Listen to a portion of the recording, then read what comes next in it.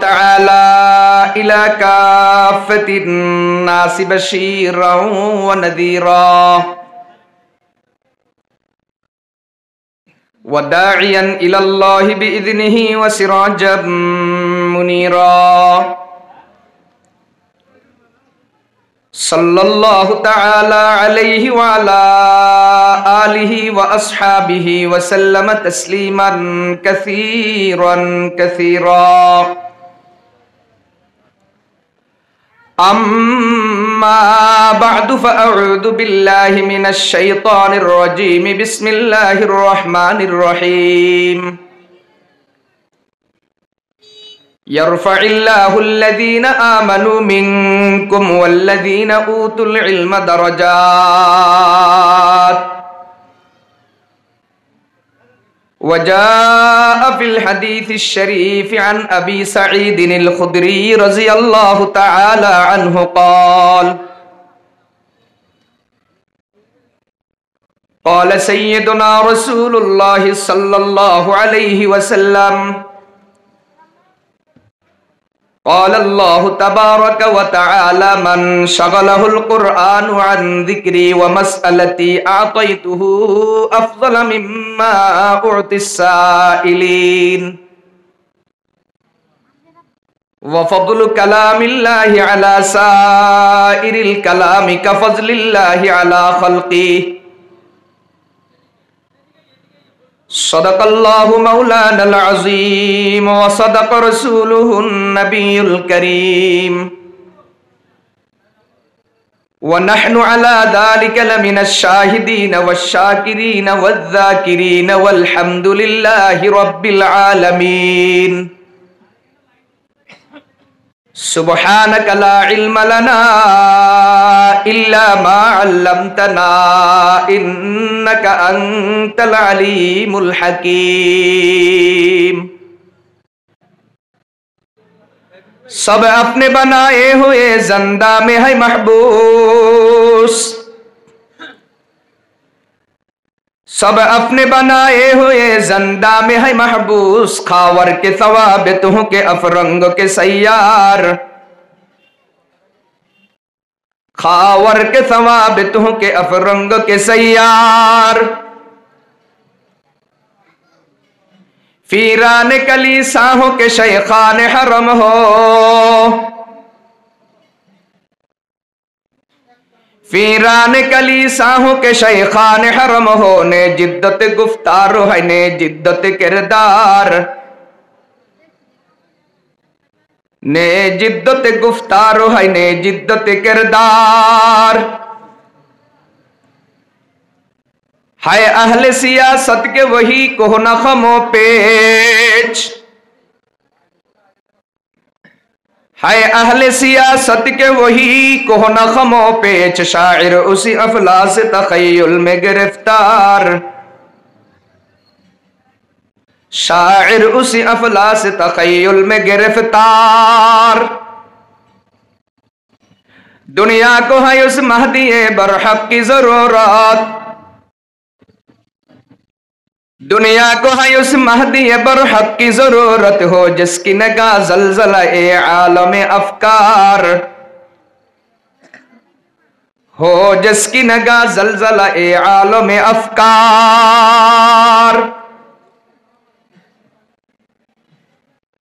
নোয়াখালী চাটখিল থানার অন্তর্গত লামচর যুব সমাজ ও এলাকাবাসীর উদ্যোগে আয়োজিত 24শে ফেব্রুয়ারি 2024 শনিবার নবম বার্ষিক ওয়াজ ও দোয়ার মাহফিলের মুহতারাম সভাপতি মুআজ্জাজ মুকাররম হযরতে উলামায়ে কেরাম মুরব্বিয়ানে ইজাম যুবক ভাই ও বন্ধুগণ পর্দার আলে অপেক্ষমান অত্যন্ত শ্রদ্ধেয়া সম্মানিতা মা ও বোনেরা মহান রব্বুল আলামিনের দরবারে শুকরিয়া আদায় করছি যিনি অত্যন্ত দয়া মায়া করে মেহেরবানি করে সালাতুল ইশা জামাতের সাথে আদায়ের পর রহমতের সামিয়ানার নিচে জান্নাতের বাগানে এবং রমজানের আগের মাস রমজান যখন প্রায় কাছাকাছি পবিত্র শাবান মাস লাইলাতুন নিসফি মিন শাবানের আগের রাত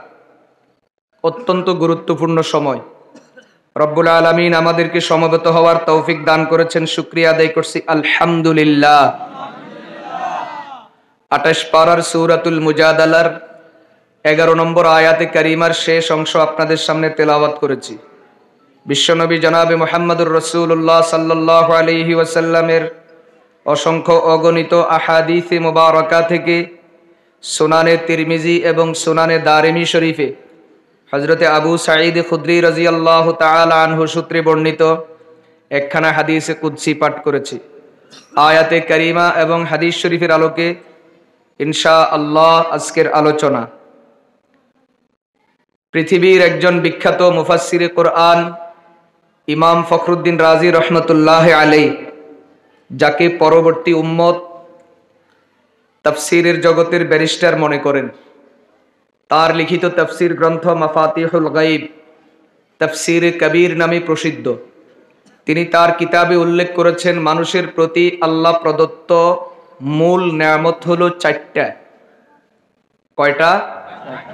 আসলে নেয়ামত কিন্তু 4টা না, নেয়ামতের সংখ্যা কোটি কোটি। নেয়ামতের সংখ্যা, মানুষের প্রতি আল্লাহর রহমত আর নেয়ামত কত বেশি এটা বয়ান করার মতো, হিসাব করার মতো, হিসাব দেওয়ার মতো শক্তি পৃথিবীর কারো নাই।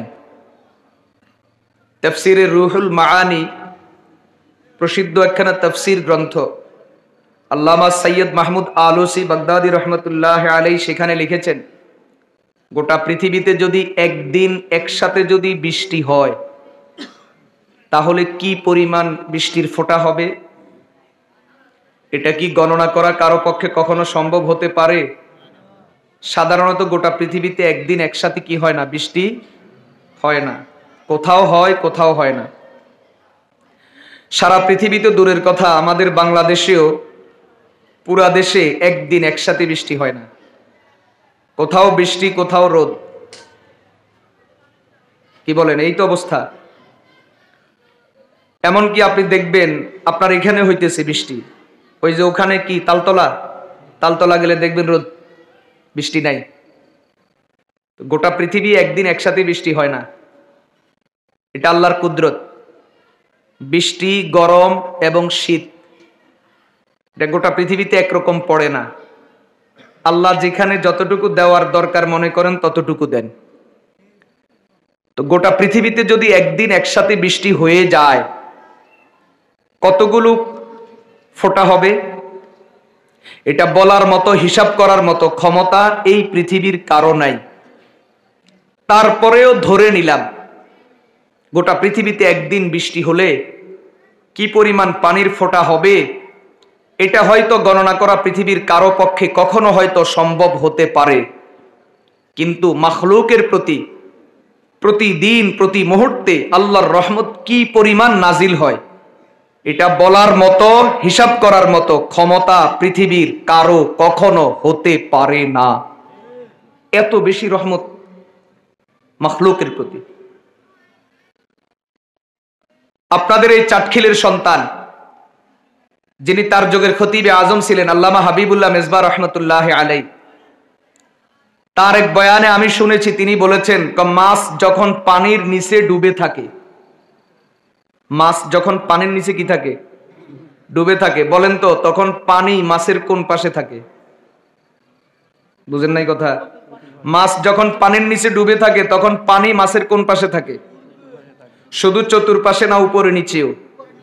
আল্লামা হাবিবুল্লাহ মেজবা রহমতুল্লাহ আলাইহি বুঝাইছেন বড় চমৎকার, মাছ যেমন পানির ভিতরে 24 ঘন্টা ডুবে থাকে, ঠিক গোটা সৃষ্টি জগৎ আল্লাহর রহমতের সাগরের মধ্যে এইভাবে ডুবে আছে। মুসলমান ভাইয়েরা আমার, উদাহরণ না দিলে কথা বুঝবেন না, বুঝার জন্য উদাহরণ দিই।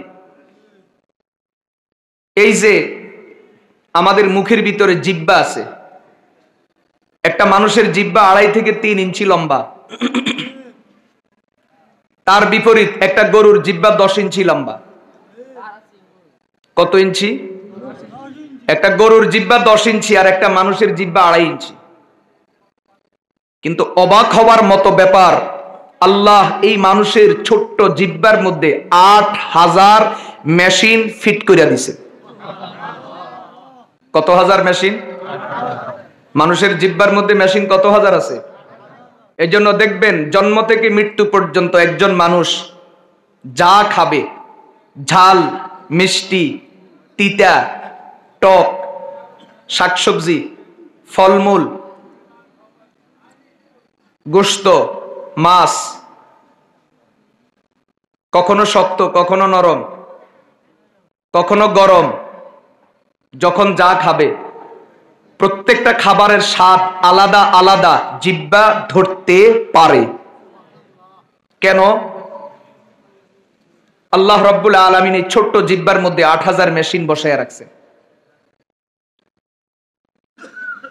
আমাদের দেশে মাঝে মাঝে পোলাপান একটা আরেকটারে পরীক্ষা করে, চোখ বন্ধ কর, করছে, হা কর, করছে, মুখের ভিতরে কিছু একটা ঢুকাইয়া দিছে, কয় খা, খাইছে, এখন বলতো কি খাইছ। চোখে দেখছে, চোখে দেখে নাই, কিন্তু এখন জিজ্ঞাসা করে তুমি কি খাইছ, তো বলে মনে হয় এটা খাইছি। তার মানে জিহ্বায় স্বাদ ধরতে পারে, আন্দাজ করে বলতে পারে যে আমি এই খাবারটা খাইছি। কথা বলেন ঠিক কিনা? রমজান মাসে দেখবেন আমাদের মায়েরা যখন রোজা রাখে তখন তরকারির লবণ আর মরিচ কেমনে পরীক্ষা করে? অন্য মাসে তো খাইয়া দেখে, আর রমজান মাসে খায় না, জিহ্বার আগায় এক ফোঁটা রাখে, এরপরে থুতু করে ফেলে দেয়। কিন্তু দেখেন আল্লাহ জিহ্বার মধ্যে এত শক্তি দিয়েছেন, এক ফোঁটা ঝোল জিহ্বার উপর রাখা মাত্রই বলতে পারে লবণ কতটুকু হয়েছে, মরিচ কতটুকু হয়েছে, জোশ হয়েছে কিনা, মশলা ঠিক মতো হয়েছে কিনা, খাবারটা স্বাদ হয়েছে কিনা বলতে পারে। কারণ আল্লাহ মায়ের জিহ্বায় এই ক্ষমতা দিয়েছেন, এটা পড়া মাত্রই সে বলতে পারে, কারণ এখানেও ৮,০০০ মেশিন আছে। আপনারা কি কথা বুঝতে পারতেছেন? তাহলে এই যে আমার আর আপনার জিহ্বার মধ্যে বিভিন্ন খাবারের বিভিন্ন রকমের স্বাদ, এটা ধরার এবং পার্থক্য করার ক্ষমতা দিয়েছেন কে? আমি বুঝার জন্য একটু ইঙ্গিত দিই, কথা সামনে। এই যে আমাদের ব্রেনের এখানে, মাথার এখানে মগজ আছে, মগজ প্রায় ১৪০০ গ্রাম মগজের ওজন। কত গ্রাম?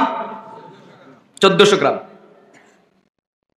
এর ভিতরে চিকন চিকন চিকন চিকন রগ এই পরিমাণ আছে। যদি ব্রেনের রগগুলাকে খুলে যদি একটাকে আরেকটার সাথে জোড়া দেন, তাহলে আমাদের এই গোটা পৃথিবীকে ৭ বার প্যাঁচ দেওয়া যাবে। আমাদের শরীরে রক্ত চলাচল করে, রগ আছে, চিকন মোটা বিভিন্ন রকমের রগ, এগুলা দিয়ে রক্ত চলে। এগুলাকে খুলে যদি আপনি একটাকে একটার সাথে জোড়া দেন, তাহলে লম্বা হবে ১,০০,০০০ কিলোমিটার। এখানে আমাদের হাড় আছে, ২৫০ গ্রাম হাড়ের ওজন। আয়তন কতটুকু? ২.৫ ইঞ্চি আর ৫.৫ ইঞ্চি, পাশে ২.৫ ইঞ্চি, লম্বায় ৫.৫ ইঞ্চি, ওজন ২৫০ গ্রাম। এটার ভিতরে বাল্ব আছে ৪টা, গোটা দেহটাকে নিয়ন্ত্রণ করে এই ছোট্ট গোশতের টুকরা ২৫০ গ্রামের হাড়টা। ব্রেনের চেয়েও হাড়ের গুরুত্ব বেশি, কারণ ব্রেন স্ট্রোক করলে মানুষ বাঁচে, বেশি থেকে বেশি প্যারালাইসিস আক্রান্ত হয়, কিন্তু হার্ট স্ট্রোক করলে কেউ বাঁচে না, সাথে সাথে মারা যায়।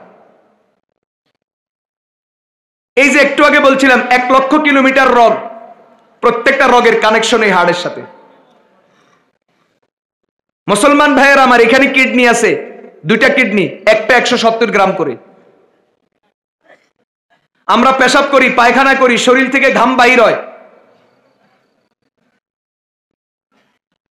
এরপরে রক্ত সাপ্লাই, এরপরে প্রয়োজন হলে নাপাক পানি শরীর থেকে বের হয়, যেটার কারণে আল্লাহ রাব্বুল আলামিন মানুষ পয়দা করেন। এই যখন যা দরকার শরীর থেকে বের হওয়া, বের করা, এটা কিডনির কাজ। আল্লাহ যদি কিডনি অকেজো করে দেয়, পেশাব শরীরের ভিতরে জমে যাবে, শরীর ফুলে যাবে, আপনি মারা যাবেন। মুসলমান ভাইয়েরা, বন্ধুরা আমার, আমার আর আপনার দেহের ভিতরে এই নিয়ামতগুলো দিয়েছেন কে? এইভাবে চোখ, কান, নাক সবকিছু আল্লাহর দেওয়া। সন্দেহ আছে? এজন্য আল্লাহর নেয়ামত আর রহমত মানুষের প্রতি এত বেশি, যেটা মানুষ কখনো হিসাব করে গনে পড়ে শেষ করতে পারবে না, বলতে পারবে না, হিসাব রাখতে পারবে না। এজন্য আল্লাহ কোরআনে কারীমে চ্যালেঞ্জ করেছেন, ওয়া ইন তাউদ্দু নি'মাতাল্লাহি লা তুহসুহা, তোমরা যদি আল্লাহর নেয়ামতগুলো গণনা শুরু করো তো শেষ করতে পারবে না। অসংখ্য নেয়ামতের দরিয়ার মধ্যে আমরা ডুবে আছি। কিন্তু ইমাম ফখরুদ্দিন রাজি বলেন, আল্লাহর দেওয়া অসংখ্য নেয়ামতের মধ্যে মূল নেয়ামত চারটা। কয়টা? চারটা। এক নাম্বার ঈমান, দুই নাম্বার কোরআন, তিন নাম্বার সুস্থতা, চার নাম্বার সময় বা হায়াত। কয়টা? বলেন মূল নেয়ামত কয়টা? এক নাম্বার, দুই নাম্বার কোরআন, তিন নাম্বার সুস্থতা, চার নাম্বার সময়। এই চারটা হলো মূল নেয়ামত। এবং প্রত্যেকটা বিষয়ের অসংখ্য অগণিত দলিল কোরআন এবং হাদিসের মধ্যে আছে, মন ধরা নয়। মুসলমান ভাইয়েরা, বন্ধুরা আমার, প্রথম নেয়ামতের নাম ঈমান। ঈমান কত দামি! সাইয়েদনা হযরত মূসা আলাইহিস সালাতু ওয়াস সালাম একদিন আল্লাহ রাব্বুল আলামিনকে বললেন, ইয়া রব্বি আল্লিমনি শাইআ, হে রব আপনি আমাকে কিছু শিখান। শিখাইলে কি করবেন? আদউকা বিহি, যেটা শিখাবেন ওটা দিয়ে আপনার কাছে দোয়া করব। আও ক্বালা আযকুরুকা বিহি, যেটা শিখাবেন ওটা দিয়ে আপনার জিকির করব। আল্লাহ রাব্বুল আলামিন জবাব দিলেন, কুল লা ইলাহা ইল্লাল্লাহ। ঠিক আছে, তাহলে তুমি লা ইলাহা ইল্লাল্লাহ বলো। দেখেন মূসা আলাইহিস সালাম সাথে সাথে মুখের উপর জবাব দিলেন, কুল্লু ইবাদিকা ইয়াকুলু হাউলা, আল্লাহ এটা সবাই বলে, আমি এটা নিব না, আমি এটা কি করব না। তো কি চাও তুমি? ইন্নামা উরিদু শাইআন তাখুসসুনি বিহি, আমি এমন কিছু চাই যেটা কেবলমাত্র আপনি আমাকে দিবেন আর কাউকে না, কারণ আমি কালিমুল্লাহ, আপনি আমার সাথে কথা বলেছেন সরাসরি। সাহসের প্রশংসা করতে হয়।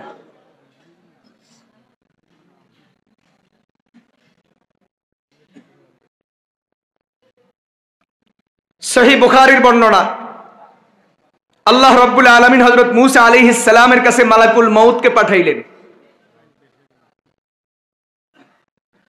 কেন? মৃত্যুর দিন, আজকে তার শেষ দিন, মৃত্যুর জন্য, রূহ নেওয়ার জন্য। মালাকুল মউত এসে আল্লাহর ফরমান শুনাইয়া দিলেন, আজকে আপনার শেষ দিন। হাদিস শরীফে আছে, নবীজি বলেন, ফালাতামা ফি ওয়াজহিহি ফাফাকা আইনাহুল ইউমনা। মূসা আলাইহিস সালাম মৃত্যুর কথা শোনা মাত্রই মালাকুল মউতকে এমন জোরে থাপ্পড় দিছে, মালাকুল মউতের ডান চোখ বাঁকা হয়ে গেছে।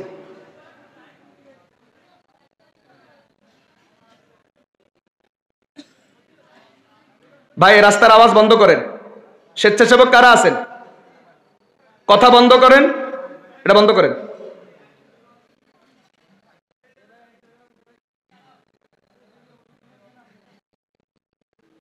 যদি বয়ান শোনার জন্য আসে বসাইয়া দিবেন, আর যদি ওদের বয়ান শুনতে মনে না এখান থেকে সরাইয়া দেন, ডিস্টার্ব যেন করতে না পারে।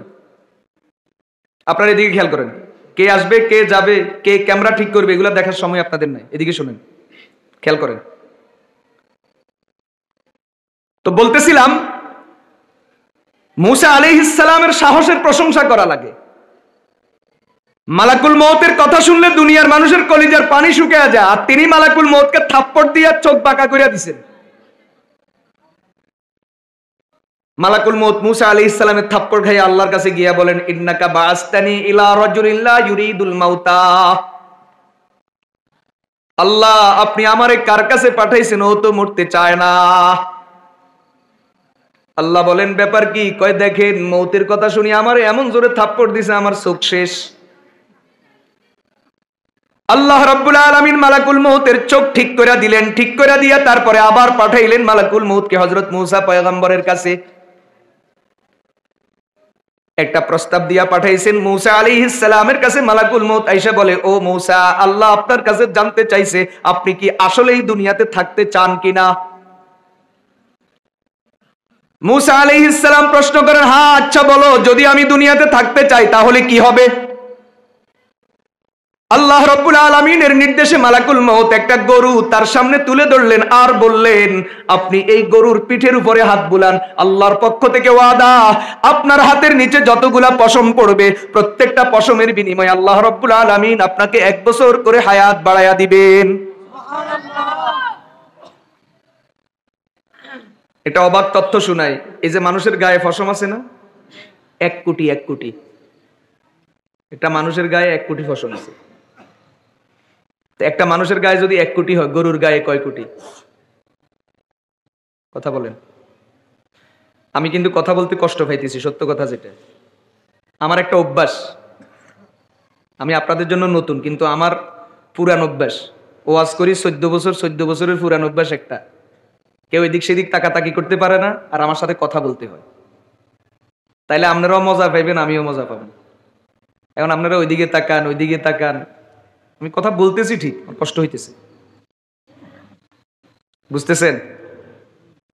এইটাও বলে না, কথা বুঝতেছেন আপনারা? আমার সাথে একটু কথা বলবেন। শুনেন,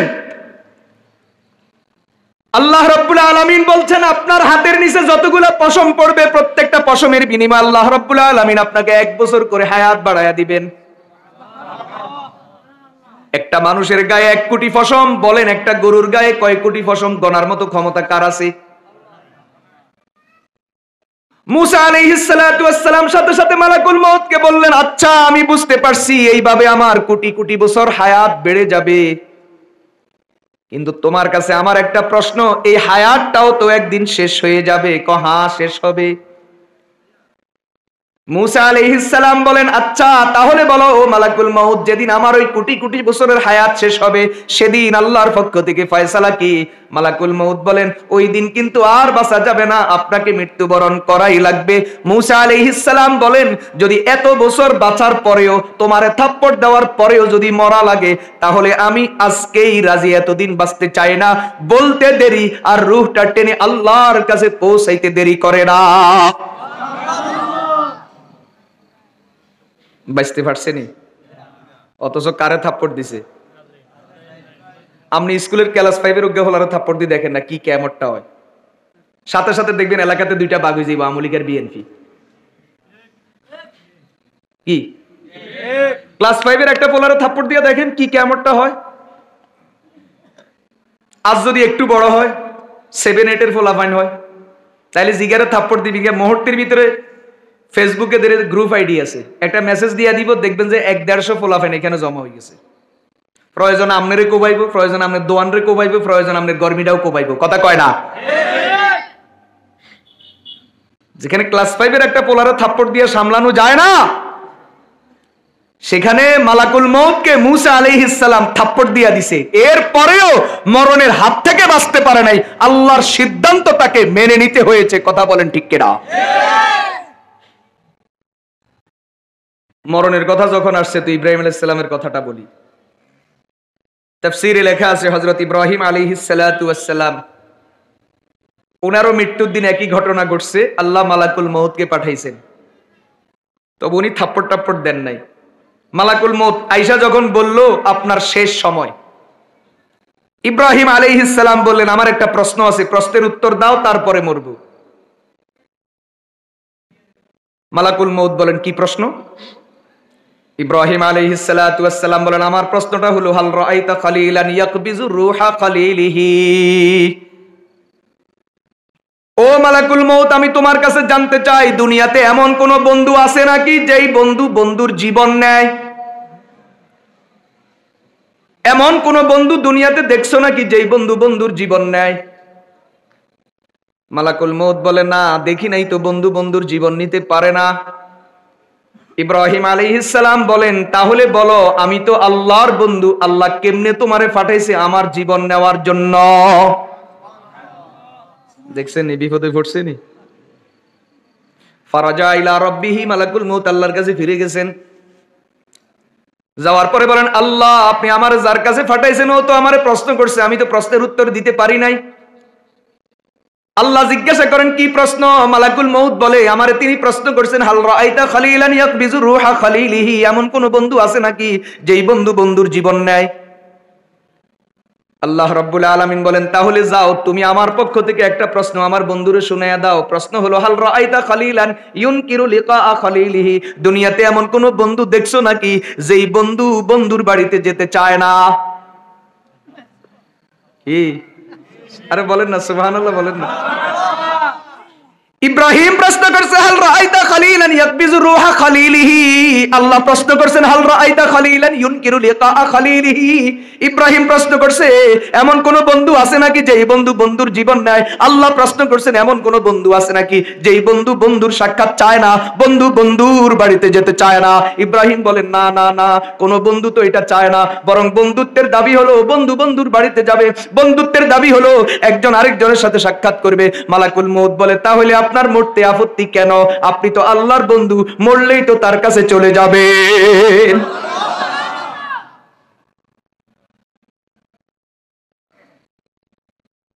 মালাকুল মউত যখন এটা বলল, ইব্রাহিম আলাইহিস সালাম বলেন, ফাসসাআহ, তাহলে দেরি নাই এখন। সুবহানাল্লাহ কয় না? তাহলে দেরি নাই।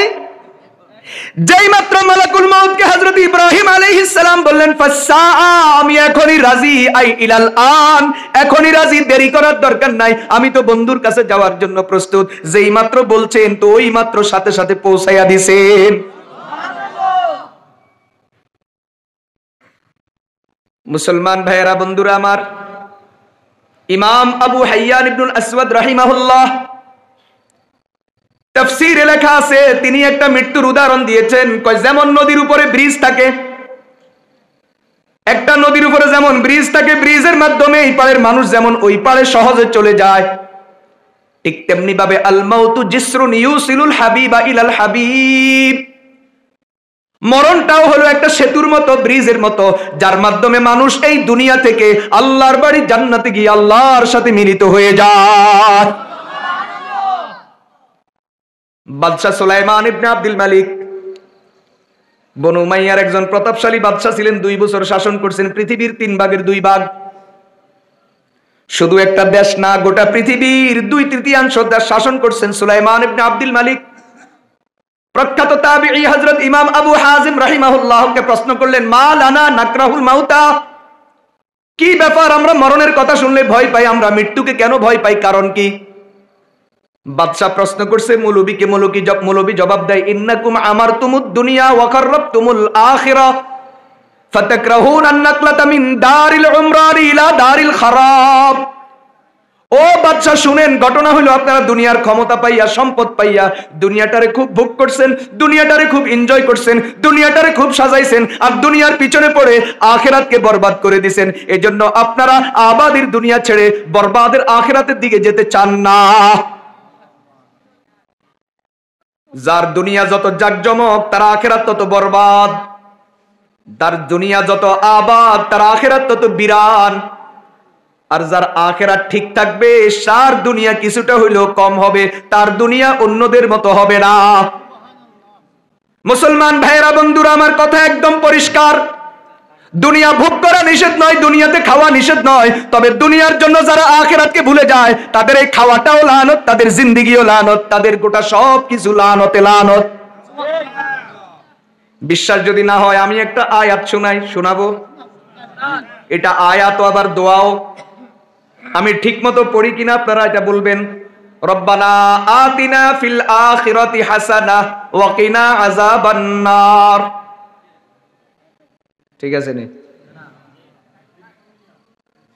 রব্বানা আতিনা ফিল আখিরাতি হাসানাহ ওয়া কিনা আযাবান নার। তাহলে বলেন কেমনে? রব্বানা আতিনা ফিদ দুনিয়া হাসানা ওয়া ফিল আখিরাতি হাসানা ওয়া কিনা আযাবান নার। আল্লাহ আমারে দুনিয়াও দেন, আল্লাহ আমারে আখিরাতও দেন। শুধু আখিরাত দেন? বলেন শুধু আখিরাত দেন নাকি দুনিয়াও দেন আখিরাতও দেন? দুনিয়ার কথা বলছেন নি? তাহলে বোঝা গেল দুনিয়া নিষেধ নয়, তবে যেই দুনিয়ার জন্য আখিরাতকে ভুলবা ওই দুনিয়া লানত, ওই দুনিয়া গজব, এটা নিষেধ। কথা বলেন ঠিক কিনা? দুনিয়ার মুসলমান ভাইয়েরা, বন্ধুরা আমার, কথা একদম পরিষ্কার। আমরা কখনো বলি না তুমি স্কুল কলেজে তালা দিয়ে দাও, স্কুল কলেজ বন্ধ করে সবাই মাদ্রাসায় ভর্তি হয়ে যাও। আমরা কখনো এটা বলি না যে ব্যবসা বন্ধ, চাকরি বন্ধ, রাজনীতি বন্ধ, ক্ষেত খামার বন্ধ, বিদেশ যাওয়া বন্ধ, সব বন্ধ করে গাড়ি নিয়ে তাবলিগে চলে যাও, অথবা সামনে সরমনের মাহফিল আসতেছে সবাই ওখানে চলে যাও। বলছিনি কখনো? বলবো না। বরং যদি কোনো মৌলবী এই কথা বলে স্কুল কলেজের দরকার নাই, চাকরির দরকার নাই, ব্যবসার দরকার নাই, ক্ষেত খামার দরকার নাই, সব বন্ধ করি, সবগুলাতে তালা দিয়া সবাই তাবলিগে চলে যাও, চরমনায় চলে যাও, এমন ওয়াজ যদি বাংলাদেশের কোনো মৌলবী করে, ওই মৌলবীর বিরুদ্ধে সর্বপ্রথম জিহাদের ঘোষণা আমি দিমু।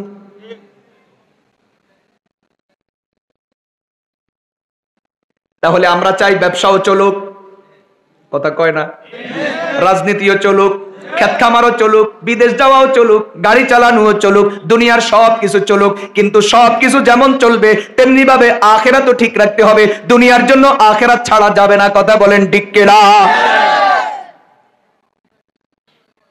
এটাকেই একজন আরেফ এভাবে বলছেন, নামি গোয়াম কে আজ দুনিয়া জুদাবাস, नमी गोयम के अज दुनिया जुदाबास, बाहर कारे के बाशी बा खुदाबास। আমি তো তোমারে বলি না তোমার দুনিয়া ছেড়ে দাও, আমি তো তোমারে বলি না চাকরি বাকরি ব্যবসা বাণিজ্য বন্ধ করে দাও, বরং আমি তোমারে বলি দুনিয়ার সব কিছু চলবে, তুমি সব কিছু করো, হালাল যত রাস্তা আছে একটা রাস্তাও তুমি বাদ দিও না, সব রাস্তায় বিচরণ করো, তবে শর্ত হলো দুনিয়ার জন্য আল্লাহকে ভুলিও না, আল্লাহকেও ঠিক রাখো।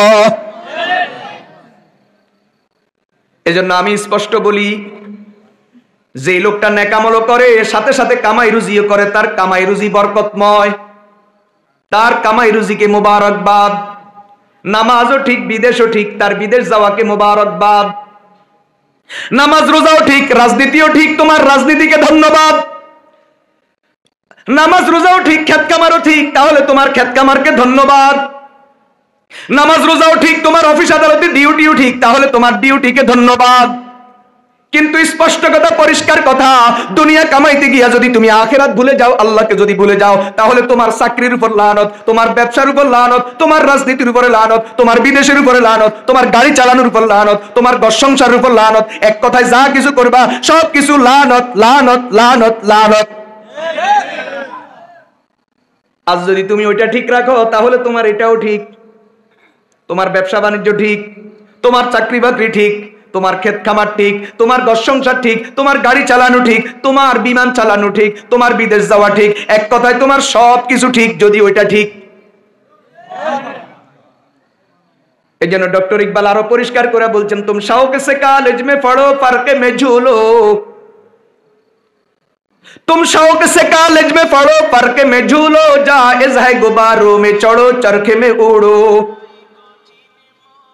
जायज है गुब्बारों में चढ़ो चरखे में उड़ो, फिर एक सुखुन बंदा ना चीज का सुनो,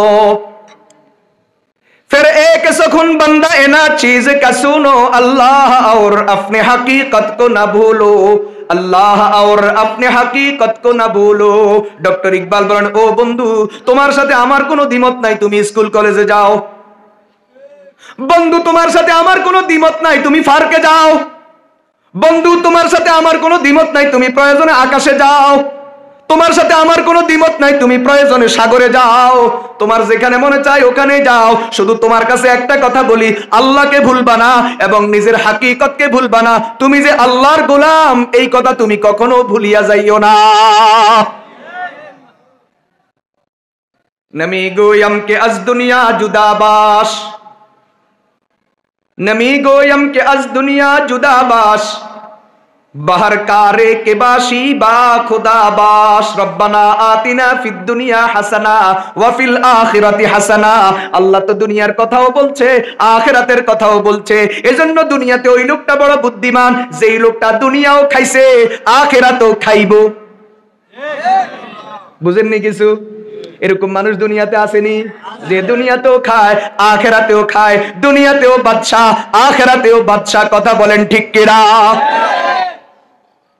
আর এমন পোড়া কোফাইল্লা আছে, দুনিয়াতে খায় আখিরাতে খায়, তবে ফিডা খায়। আল্লাহ আমাদেরকে বুঝার তৌফিক দান করুন।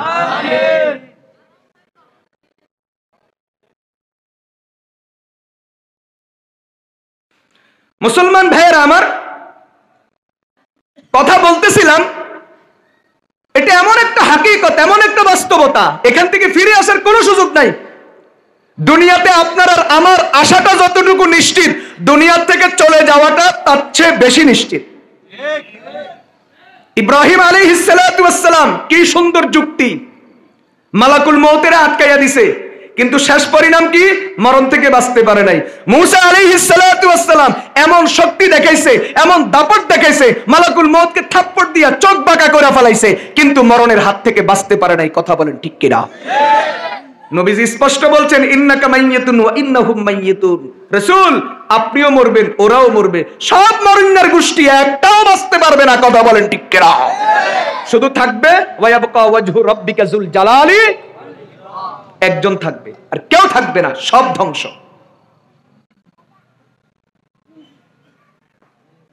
এজন্য একজন আশিক বড় চমৎকার বলছেন, মাল দৌলত ইলম হসমত কুছ নেহি কাম আয়েগা,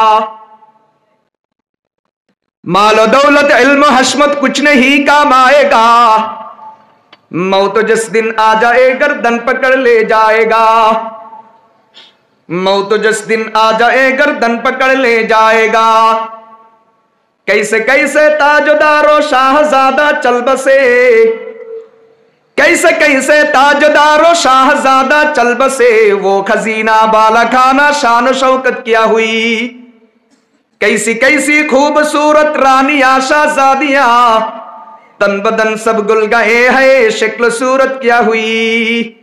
দুনিয়ার কত রাজা বাদশাহ, দুনিয়ার কত ক্ষমতার মালিক, দুনিয়ার কত প্রিন্স, দুনিয়ার কত যুবরাজ, দুনিয়ার কত ক্রাউন, দুনিয়ার কত কুইন, দুনিয়ার কত বিশ্ব সুন্দরী, কেউ নাই, কবরে চলে গেছে, কবরের মাটি তাকে খেয়ে শেষ করে দিয়েছে। কথা বলেন ঠিক কিনা?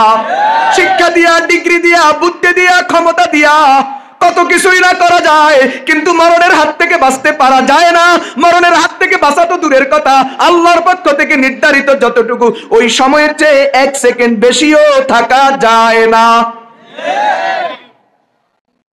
তাফসীর ইবনে কাসির একটা হাদিস আছে, কি আছে? হুজুর এটা দেন তো, এটা দেখবেন, উদাহরণ না দিলে বুঝবে না। এটা একটা বাটি, কি হুজুর সাল্লাল্লাহু আলাইহি ওয়াসাল্লাম বাটি বলছেন না, প্লেট বলছেন আর কি, প্লেট। ধরেন এটা একটা প্লেট, এই প্লেটের মধ্যে এখানে সালাদ আছে, এখানে ডিম আছে, এখানে মাছ আছে, এখানে শসা আছে, এখানে লেবু আছে, মাঝখানে পোলাও আছে। এখন বলেন, প্লেটটা আপনার সামনে, এখন আপনার একটা ডিম খাওয়া দরকার, তাহলে কত মাইল হাঁটতে হবে? এই প্রশ্ন করলে কঠিন, যা জবাব দিতে পারে না। সহজ কথা, কিন্তু ওই যে প্রশ্ন করছে, মাগো প্রশ্ন করছে হুজুরে, বুঝেন নাই কথা? আমার সামনে প্লেট, প্লেটের ভিতরে সব রাখা আছে, এখন আমার মনে চাইতেছে একটা ডিম খাওয়ার জন্য, তাহলে আমাকে কত মাইল হাঁটতে হবে? কি করতে হবে? শুধু হাত দিব, মুখে ঢুকে যাবে। রাসূল বলেন, গোটা পৃথিবীটা মালাকুল মউতের কাছে একটা ভাতের প্লেটের মতো, ও কারো রূহ কবজা করার জন্য হাঁটা লাগবে না, চলা লাগবে না, দৌড়া লাগবে না, কিচ্ছু করা লাগবে না, শুধু আল্লাহ নির্দেশ দিবেন, বাস এখান থেকে টুপ করে সরাইয়া দিবেন। কিসের তোমার নেতাগিরি, কিসের তোমার ক্ষমতা, কিসের তোমার টাকা? টাকা টাকার জায়গাতে পড়ে থাকবে, আর তুমি কবরে চলে যাবে। কবরে যাওয়ার পরেও যদি থাকতে পারতা তাও তো কথা ছিল। দুনিয়ার বিজ্ঞান বলে একটা মানুষ মরার পরে 4 মাসের ভিতরে সব পচে যায়। কয় মাস? এই সুন্দর চেহারা, সুন্দর চোখ, সুন্দর চামড়া, গোশত কিচ্ছু থাকবে না, সব 4 মাসের ভিতরে পচে যাবে, থাকবে শুধু হাড্ডি। কি থাকবে? আফসোস, এই হাড্ডিটাও থাকবে না, 5 বছরের ভিতরে হাড্ডিটাও শেষ। এজন্য যদি আমার ওয়াজ বিশ্বাস না হয়, আগামীকাল সকালে গোরস্থানে গিয়ে একটা কবর খুলবেন, যেই লাশটারে 5 বছর আগে দাফন করা হয়েছে, দেখবেন যে কবরের ভিতরে কিচ্ছু নাই, হাড্ডিগুলাও কবরের মাটিয়ে খাইয়া শেষ করে দিয়েছে। তো তোমার কিসের বাহাদুরি? কিসের তোমার বড় ভাই? তোমার বড় ভাইও শেষ, তুমিও শেষ। বড় ভাইরেও মাটিয়ে খাবে, তোমারেও খাবে। কিসের তোমার মামু, চাচা আর খালা? কিসের তোমার খালু? কিসের তোমার ওইটা? কিসের তোমার সেটা? কিচ্ছু থাকবে না। আল্লাহর হুকুম বাস্তবায়ন হবে, সব কবরের মাটি হজম করবে। কথা বলেন ঠিক কিনা? অনেক দূরে চলে গেলাম, গোড়াতে ফিরে আসেন। কথা ছিল হযরত মূসা আলাইহিস সালামকে নিয়ে। কাকে নিয়ে? মুসা আলাইহিস সালামকে আল্লাহ বলেন, ঠিক আছে তোমার যখন দরকার তো নাও, সবক দিলাম, সবকের নাম লা ইলাহা। মুসা আলাইহিস সালাম সাথে সাথে জবাব, আমি এটা নেব না, কারণ এটা আপনি সবাইরে দিবেন, আমারে এমন কিছু দিবেন যেটা এই পর্যন্ত কারোরে দেন নাই। আল্লাহ রাব্বুল আলামিন বলেন, মুসা তোমার সমস্যাটা কি বুঝতে পারছি। দুনিয়ার মানুষের অভ্যাস, যেটা দামি এটা সবাইরে দেয় না। দামি জিনিস সবাইরে দেয়, যেটা সস্তা ওইটা সবার জন্য, আর দামিটা বিশেষ বিশেষ মানুষের জন্য। তুমি মনে করছো লা ইলাহা ইল্লাল্লাহ এটা আমি সব যুগের সব নবী এবং সব নবীর উম্মতকে দিছি, তুমি মনে করছো এটার দাম কমে গেছে। মুসা, আমার ব্যাপার হলো যেই জিনিস সবচেয়ে বেশি প্রয়োজনীয়, যেটা সবচেয়ে বেশি দামি, এটা আমি সবাইকে ফ্রি দিই। যেমন উদাহরণ না দিলে বুঝবেন না, একটা মানুষ বাঁচতে দুনিয়াতে অনেক কিছু লাগে, অন্যতম খানা, পানি, ঘুম, বাতাস। কয়টা লাগে? তো অনেক কিছু, জামা কাপড় দরকার, বাড়িঘর দরকার, ওগুলা বললাম না আর কি, আপাতত 4টা বললাম, খানা, পানি, ঘুম, বাতাস। বাড়িঘর না থাকলে অসুবিধা নেই, স্কুলে বারান্দার থাকবেন, কিন্তু এগুলা যদি না থাকে থাকতে পারবেন না। কয়টা জিনিস দরকার বলেন? খাবার, পানি, ঘুম, বাতাস। কয়টা জিনিস? 4টা জিনিস। এখন আপনি বলেন 4টার ভিতরে কোনটা বেশি দরকার? 4টা দরকার, কিন্তু বেশি দরকার কোনটা? কোন তো? বাতাস। কেন? একটা মানুষ খাবার ছাড়া সর্বোচ্চ 21 দিন পর্যন্ত বাঁচতে পারবে, একটা মানুষ পানি ছাড়া সর্বোচ্চ 3 দিন পর্যন্ত বাঁচতে পারবে, একটা মানুষ ঘুম ছাড়া সর্বোচ্চ 11 দিন পর্যন্ত বাঁচতে পারবে, কিন্তু একটা মানুষ বাতাস ছাড়া 3 মিনিটের পরে মারা যাবে। মুসলমান ভাইয়েরা, বন্ধুরা আমার, তোমার খানা ছাড়া 21 দিন চলে। এই যে সামনে রমজান মাস আসতেছে, গোটা একটা মাস আমরা দিনের বেলায় খাবো না, 13-14 ঘন্টা উপবাস থাকবো, মরবে নি কেউ। উল্টা ডাক্তাররা বলে রমজানে উপবাস থাকার কারণে স্বাস্থ্য আরো ভালো হয়। মুসলমান ভাইয়েরা, বন্ধুরা আমার, খাবার ছাড়া 21 দিন, পানি ছাড়া 3 দিন, ঘুম ছাড়া 11 দিন, এরপরে মানুষ মারা যাবে। কিন্তু বাতাস এমন একটা জিনিস, বাতাস ছাড়া 3 মিনিটের বেশি চলে না। 3টা মিনিট যদি একটা মানুষ বাতাস না পায় তো ব্রেন ড্যামেজ হইয়া যাবে, সাথে সাথে মারা যাবে। তাহলে বোঝা গেল বেশি দরকার কোনটা? আচ্ছা, এই কথাটার আরেকটু ব্যাখ্যা করি বুঝাই। একটা মানুষ দৈনিক ভাত খায় কয় কেজি চালের? একজন মানুষ দৈনিক কয় কেজি চাইলের ভাত খায়? আধা কেজি খায়? আধা কেজি খায় না মানুষও নাই, ধরেন আধা কেজি। একটা মানুষ দৈনিক আধা কেজি চাউলের ভাত খায়, একটা মানুষ দৈনিক 2 থেকে 2.5 লিটার পানি পান করে, একটা মানুষ দৈনিক 8 ঘন্টা ঘুমায়। কিন্তু একটা মানুষের বাতাস কতটুকু লাগে? একজন মানুষ প্রতি মিনিটে 25 বার নিঃশ্বাস নেয়, এক বার নিঃশ্বাসে 200 গ্রাম বাতাস ঢুকে, 1 মিনিটে 8 লিটার, 24 ঘন্টায় 11,000 লিটার একজন মানুষের দরকার। এরা যুবক বন্ধু, তোমার বাতাস দরকার কতক্ষণ, কত ঘন্টা, কত লিটার, কত মিটার? তোমার সাইলের দরকার আধা কেজি, পানির দরকার 2.5 লিটার, তোমার ঘুমের দরকার 8 ঘন্টা, কিন্তু তোমার বাতাস দরকার 11,000 লিটার, যেটার বাজার মূল্য কমপক্ষে দৈনিক 18 লক্ষ টাকা। খাবার ছাড়া তো 21 দিন চলবে, কিন্তু বাতাস ছাড়া মাত্র 3 মিনিটের পরে খেলা খতম। তাহলে বোঝা গেল বেশি দরকার কোনটা? এই জন্য দেখবেন খানা কিনা লাগে অথবা খানার ব্যবস্থা করা লাগে।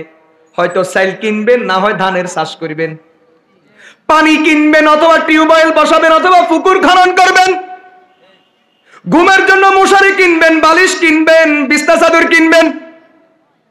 কিন্তু বাতাস না, এটা কিনা লাগে না, চাষ করা লাগে না, বিছনা চাদর বিছানো লাগে, এটা সব সময় দিন রাত সাপ্লাই দিতেছেন কে? আল্লাহ। 1 টাকাও খরচ করা লাগেনি। কিন্তু দেখবেন কিছু কিছু মানুষ মাঝে মাঝে বাতাস কেনার জন্য হাসপাতালে যায়। যেই লোক যেদিন বাতাস কেনার জন্য হাসপাতালে গেছে, ওখান থেকে ফিরে এসে আর কেউ ঘরে ঢুকতে পারে নাই, সবাই গোরস্থানে চলে গেছে। কথা বলেন ঠিক কিনা? এজন্য বাতাসের কোনো কি নাই, বলেন, মূল্য নাই। আচ্ছা, এই একটা প্রশ্নের উত্তর দেন, এখন বাতাস আছে নি? যেটা দেখেন এটা কোন, ভিতরেরটা কইেন না। এখন বাতাস আসেনি? নাই বলেন, আছে? বাতাস থাকলে তো কি করতো? এই পাতাগুলা নড়াচড়া করতো, পর্দাটা নড়াচড়া করতো, ঠিক আছে না? তাহলে এখন বাহ্যিক কি নাই? বাতাস। আল্লাহ বলেন যখন তোমার চোখে ধরা পড়ে বাতাস নাই, তখনও বাতাস আছে। না হয় তুমি বেঁচে আছো কেমনে? আমি তোমার অক্সিজেন সাপ্লাই দিতেছি কেমনে? আল্লাহু আকবার বলেন। এই জন্য দেখবেন বাতাস কিনা লাগে না, সব কিনা। পানি কিনা লাগে, তারপরে চাল কিনা লাগে, বিছনা চাদর আর মশারি কিনা লাগে, কিন্তু বাতাস কিনা লাগে না। এটা কে দেন? যেহেতু এটা বেশি প্রয়োজন। বলেন এটা কি? এজন্য আল্লাহ রাব্বুল আলামিন বলেন, মুসা লাউ আন্নাস সামাওয়াতিস সাবআ ওয়া আমিরাহুন্না গায়রি ওয়াল আরজিনাস সাবআ বুজিআত ফি কাফফাতিন ওয়ালা ইলাহা ইল্লাল্লাহু ফি কাফফাতিন লামালাত বিহিন্না লা ইলাহা ইল্লাল্লাহ। আল্লাহ বলেন, মুসা তুমি জানোনি ৭ আসমান এবং ৭ আসমানের মধ্যে যত মাখলুক, ৭টা জমিন এবং এর মধ্যে যা কিছু আছে, সব যদি এক পাল্লায় রেখে দাও, আর লা ইলাহা ইল্লাল্লাহকে যদি আরেক পাল্লায় রেখে দাও, কি হইব? থাক, এই কি হইব এটা থাকুক, আমরা একটু আবার পিছন থেকে ঘুরিয়ে আসি। পিছনে গেলে মজা পাইবেন। দাউদ আলাইহিস সালাতু ওয়াস সালাম তাফসীরে বাগাবীতে আছে, একদিন আল্লাহ রাব্বুল আলামিনকে জিজ্ঞাসা করেন, আল্লাহ শুনছি আপনি নাকি পাল্লা বানাইছেন। ওয়া নাযাউল মাওয়াজিনাল কিসতা লিয়াউমিল কিয়ামাহ। আল্লাহ বলেন, আমি কিয়ামতের দিন ইনসাফের পাল্লা সমূহ, আদল ইনসাফের পাল্লা সমূহ কিয়ামতের দিন আমি প্রতিষ্ঠিত করব। মানুষের আমল মাপবো, আমল নামা মাপবো, মানুষকেও মাপবো। কয়টা জিনিস? আপনার আমলও মাপবে, আমল নামাও মাপবে, আপনাকেও মাপবে। আল্লাহ অন্য আয়াতে বলেন, ফালা ইউজলামুনা ফাতিলা, কারো প্রতি বিন্দু বিসর্গ জুলুমও করা হবে না। আল্লাহ হযরত দাউদ আলাইহিস সালাম আল্লাহকে জিজ্ঞাসা করেন, আল্লাহ শুনছি আপনি পাল্লা বানাইছেন। হ্যাঁ বানাইছি। কেন? মানুষের আমল মাপার জন্য। দাউদ আলাইহিস সালাম বলেন, আল্লাহ তাহলে আমারে পাল্লা দেখান। যেই মাত্র আল্লাহ হযরত দাউদ পয়গম্বরকে পাল্লা দেখাইলেন, কিতাবে লেখা আছে হযরত দাউদ আলাইহিস সালাম সাথে সাথে বেহুশ হইয়া গেছেন। হুঁশ আসার পরে আল্লাহ জিজ্ঞাসা করেন, দাউদ কি ব্যাপার? আমি তো তোমারে পাল্লা জোর করে দেখাই নাই, তুমি দেখতে বলছো এই জন্য দেখাইছি। বেহুশ কেন হইলা? জবাব দাও।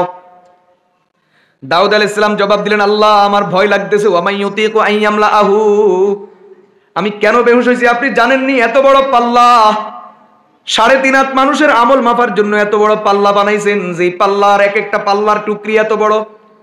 গোটা 7 আসমান জমিন, গোটা কায়নাত সবকিছু যদি এক পাল্লায় ঢুকাইয়া দেয়, ওখানে জায়গা আরো খালি। আর এই পাল্লা তো এমনিই খালি, এখানে দেওয়ার জন্য তো কিচ্ছু নাই, যা ছিল সব তো এক জায়গায় দিয়া দিছি।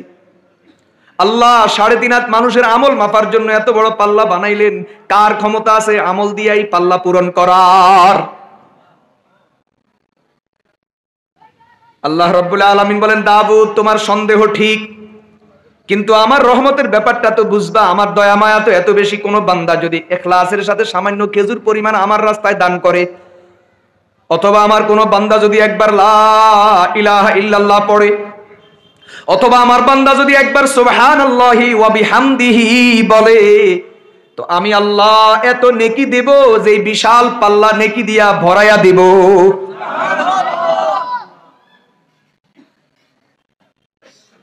মুসনাদে আহমদে একটা হাদিস আছে, হাদিসটা বলার আগে আরেক কথা বলি।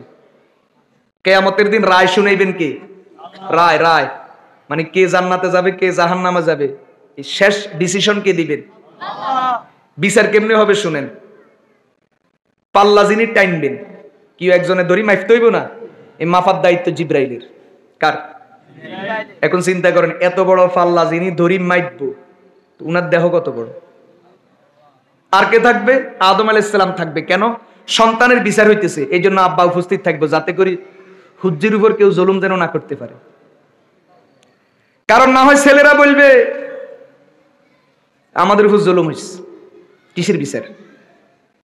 আব্বাও বলতে পারে, আরে আমার হুজ্জি করে ঠগাইছে, কিসের বিচার? এই জন্য আল্লাহ পাক বাপের সামনে সন্তানের বিচার করবে, যাতে করে কেউ আপত্তি করতে না পারে। সন্তানকে বলা হবে এই তোমার বিচার তোমার বাপের সামনে হয়েছে, আর বাপরে বলা হবে আমনের ফুতির বিচার তো আপনি দেখছেন। আর কে থাকবে? মালাকুল মউত উপস্থিত থাকবে। কেন? দুনিয়াতে নিয়ম আছে, যেই পুলিশে আসামি অ্যারেস্ট করে আদালতে যখন আসামি তোলা হয় তখন পুলিশও সাথে থাকে। মালাকুল মউত যেহেতু পুলিশ বাহিনীর প্রধান, আমরা কেউ দুনিয়াতে সবাই থাকতে চাইছিলাম, কেউ যাইতে চাই নাই, কিন্তু উনি আমাদের কাউকে থাকতে দেয় না, জোর করে লই গেছে। এই জন্য উনিও আমাদের সাথে সেখানে হাজির থাকবেন।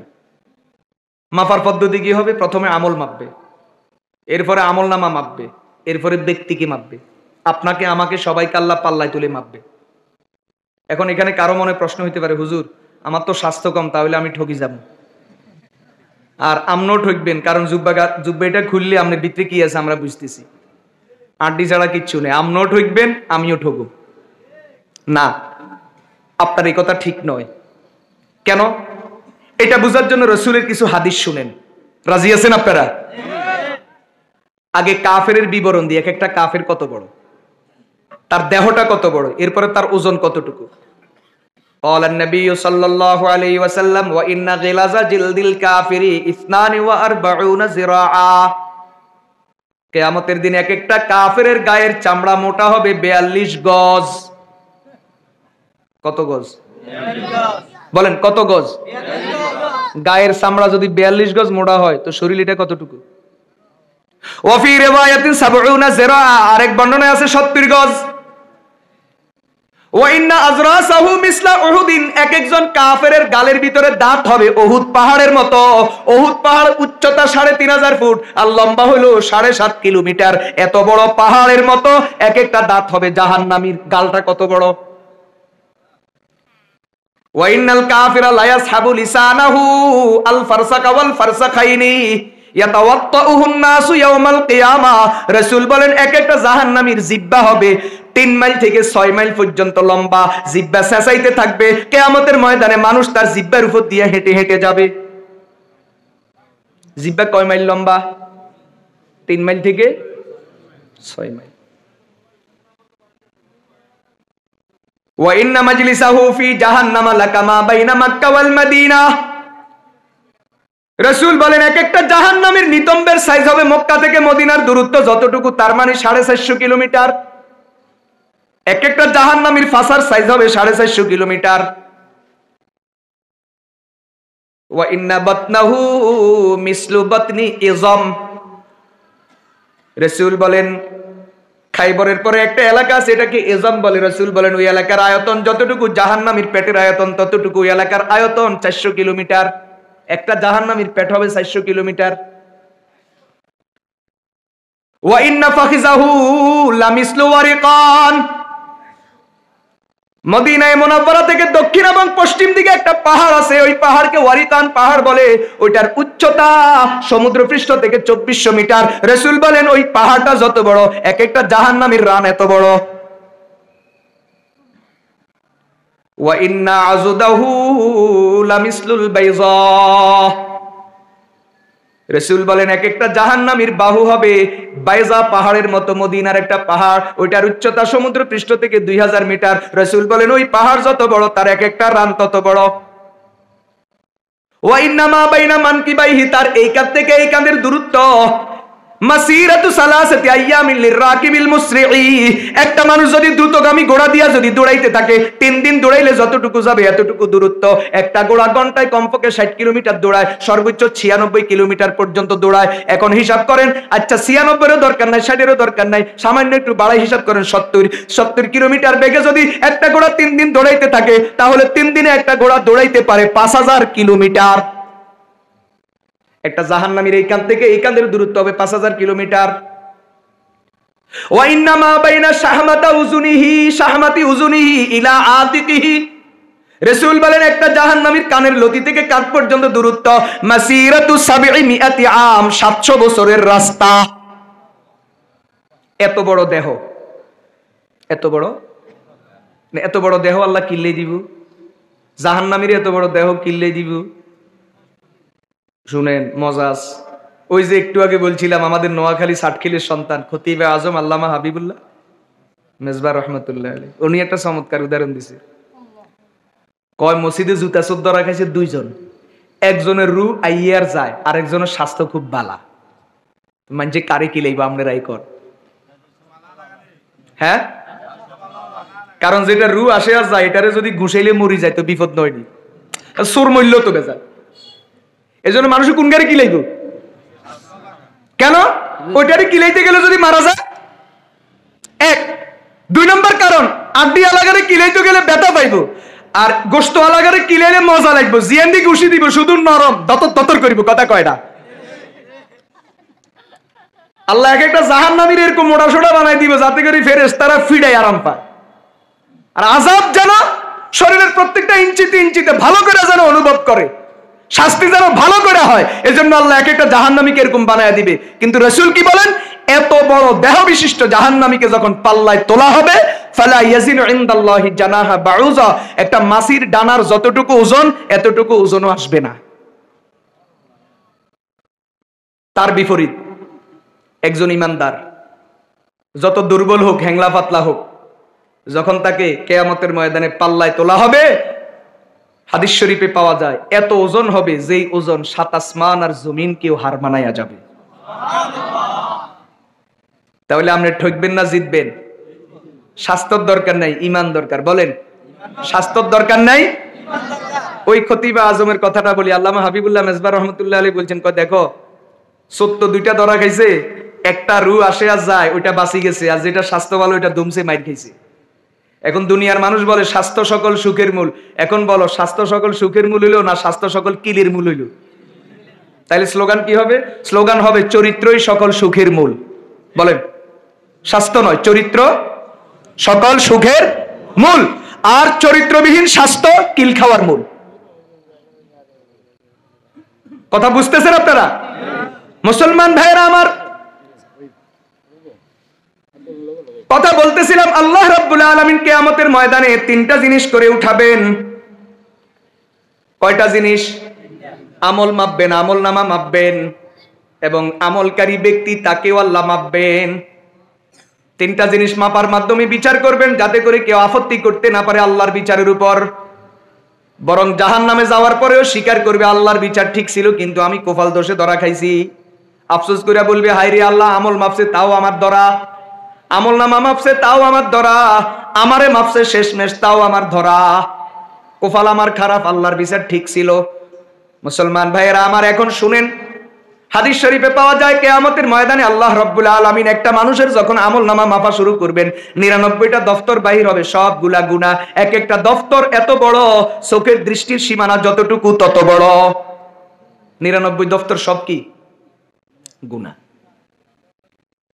ঠিক এই মুহূর্তে আল্লাহ রাব্বুল আলামিন জিবরিলকে একটা ছোট্ট কাগজ বের করে দিবেন, দিয়া বলবে, এটা এক পাল্লায় তোলো। এক পাল্লায় তো 99টা দফতর তুলছো, আরেক পাল্লায় এটা তোলো। 2 বর্ণনায় 2 রকম পাওয়া যায়। এক বর্ণনায় পাওয়া যায় এই ব্যক্তি নিজে প্রশ্ন করবে, আল্লাহ, আমার 99 দফতর গুনাহে ভরা, ছোট্ট কাগজ এটা দিলে কি হইব? আরেক বর্ণনায় আছে ফেরেশতা নিজেই বলবে, আল্লাহ, 99 দফতর তোমার বান্দার গুনাহ, ছোট্ট কাগজ এটা দিলে কি হবে? আল্লাহ বলবেন, কি হবে পরে, আগে দিয়া দেখো না কি হয়। যেই মাত্র 99 দফতরের তুলনায় ছোট্ট কাগজটা আরেক পাল্লায় দিবে, নবীজি বলেন ওই 99 দফতর হালকা হয়ে যাবে, লা ইলাহা ইল্লাল্লাহ দফতর ভারী হয়ে যাবে। এজন্য সবচেয়ে দামি কি? আপনারা যারা তাবলিগে গেছেন, ওখানে শুনছেন, মসজিদে খতিব সাহেব বয়ান করেন প্রতি জুমায়, ওখানে শুনছেন, সাধারণত যে ওয়াজ মাহফিল হয় সেখানেও শুনছেন যে জাররা ঈমান নিয়া, জাররা কাকে বলে? এত ছোট, যার অস্তিত্ব আছে কিন্তু পাল্লায় তুললে ওজন আসে না, ধুলিকণা। এতটুকু ঈমান যার কাছে আছে, আল্লাহ তারে 10 দুনিয়া জান্নাত দিবেন। ঈমান কেনার ক্ষমতা দুনিয়ার কারো নাই। মুমিনের ঈমান কিনতে পারে একমাত্র কে? কিসের বিনিময়ে কিনবেন? জান্নাতের বিনিময়ে কিনবেন। তো এক জাররা বিনিময়ে যদি 10 দুনিয়া জান্নাত হয়, 1 কেজি ঈমানের মূল্য কয় দুনিয়া জান্নাত? 10 কেজির কয় দুনিয়া? 1 মণ হলে কয় দুনিয়া? পাহাড় পরিমাণ হলে কয় দুনিয়া? তাহলে বোঝা গেল কি সবচেয়ে দামি নেয়ামত হলো ঈমান। সবচেয়ে দামি কি? ঈমান যদি বিশুদ্ধ থাকে, তাহলে কেউ যদি সামান্য থেকে সামান্য 1 জাররা আমল যদি করে, কেউ যদি 1 খেজুর পরিমাণ আল্লাহর রাস্তায় যদি দান করে, আল্লাহ নিজে ওয়াদা দিচ্ছেন দাউদ, আমি এত নেকি দিব যে এই একটা খেজুর পরিমাণ অথবা জাররা পরিমাণ দান, সাদাকা, আমল, এটার বিনিময়ে আমি আল্লাহ এত বিশাল মিজান কিয়ামতের কঠিন দিনে নেকি দিয়ে ভরাইয়া দিব আর তাকে পুরস্কৃত করে জান্নাতি বানাইয়া দিব।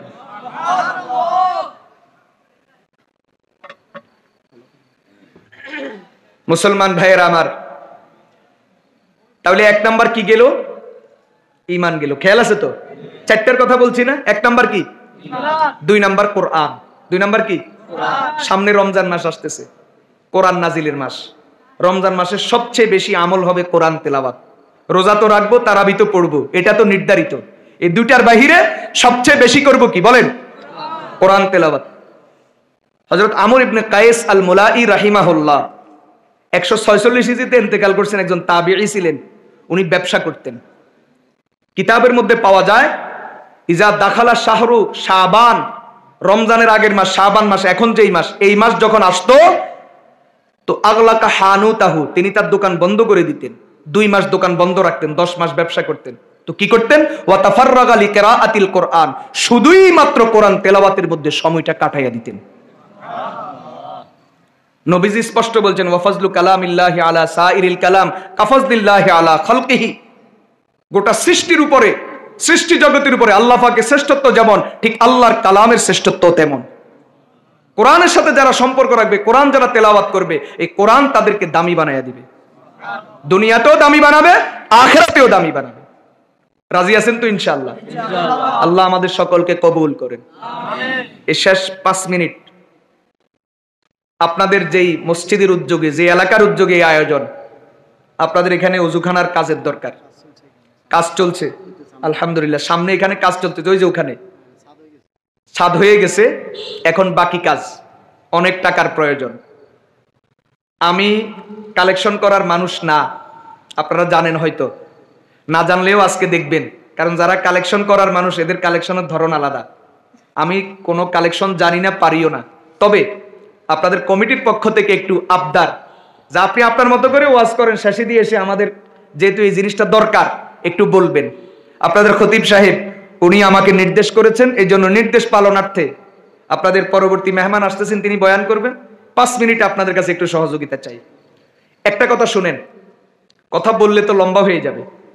হাদিসে আছে ইজা মাতাল ইনসান ইন কাতা আনহু আমালু, মানুষ মরে গেলে আমল বন্ধ। আমল কি? কিন্তু বিভিন্ন হাদিসে পাওয়া যায় 6টা আমল যেগুলা দুনিয়াতে করে গেলে মৃত্যুর পরে বন্ধ হয় না, কিয়ামত পর্যন্ত আমল নামায় সওয়াব পৌঁছতে থাকে। এর মধ্যে একটার নাম সাদাকায়ে জারিয়া। সাদাকায়ে মানে দান করবেন একবার, সওয়াব লেখা হবে কিয়ামত পর্যন্ত বারবার। সাদকায়ে জারিয়া কাকে বলে বলেন? বা আপনি দেন আর না দেন, সবকটা মুখস্থ করেন, কাজে লাগবে। আজকে না দিলেও আরেকদিন দিবেন ইনশাআল্লাহ। সবকটা মুখস্থ করেন। সাদকায়ে জারিয়া কাকে বলে? ওই দান যেই দান করা হয় কয়বার, কিন্তু সওয়াব লেখা হয় কিয়ামত পর্যন্ত বারবার। আপনি দান করে চলে যাবেন, সওয়াব কিন্তু বন্ধ হবে না, কিয়ামত পর্যন্ত প্রতি মুহূর্তে মুহূর্তে সওয়াব পৌঁছতে থাকবে। তাহলে সাদকায়ে জারিয়া কাকে বলে? এমন দান যেই দান করা হয় একবার, কিন্তু সওয়াব লেখা হয় আমলনামায় কিয়ামত পর্যন্ত বারবার। এটাকে কি বলে? এখন সাদকায়ে জারিয়া কি? হাদিস শরীফে পাওয়া যায় 12টা খাতে দান করার নাম সাদকায়ে জারিয়া। কয়টা খাত বলেন? কয় খাত? আরে ভাই আপনি দরকার হলে দিয়েন না, তারপরে কথাটা কন, এটা হাদিসের কথা। আমি কি আপনি তো জোর করিল মনি না, আপনাকে কমিটি নামি দিবে, সবাই বাঁধি দিব, এই কেউ দেওয়া ছাড়া উঠতে পারবেন না।